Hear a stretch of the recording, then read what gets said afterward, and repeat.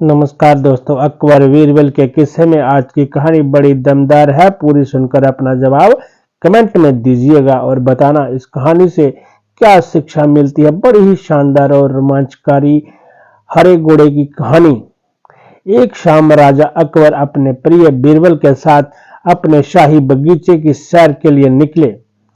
वह बगीचा बड़ा ही शानदार था। चारों ओर हरियाली ही हरियाली थी और फूलों की भीनी भीनी खुशबू वातावरण को और भी खूबसूरत बना रही थी।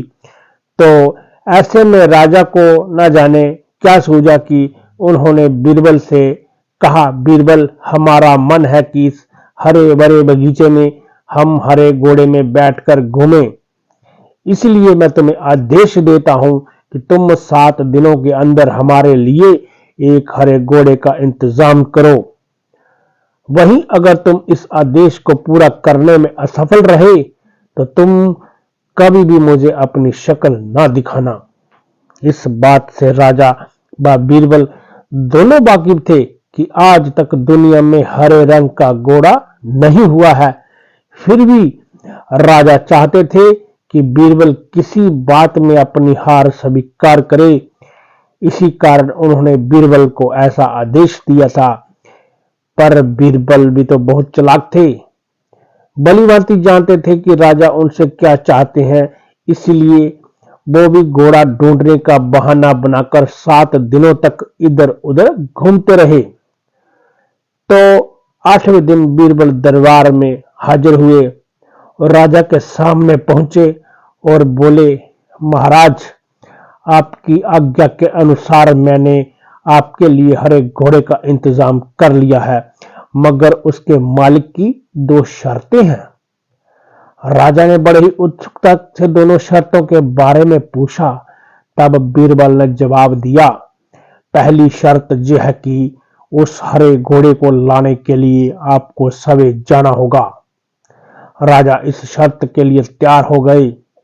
फिर उन्होंने दूसरी शर्त के बारे में पूछा।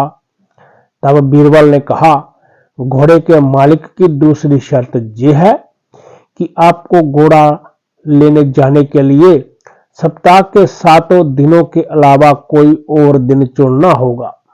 ये सुनकर राजा हैरानी से बीरबल की ओर देखने लगा।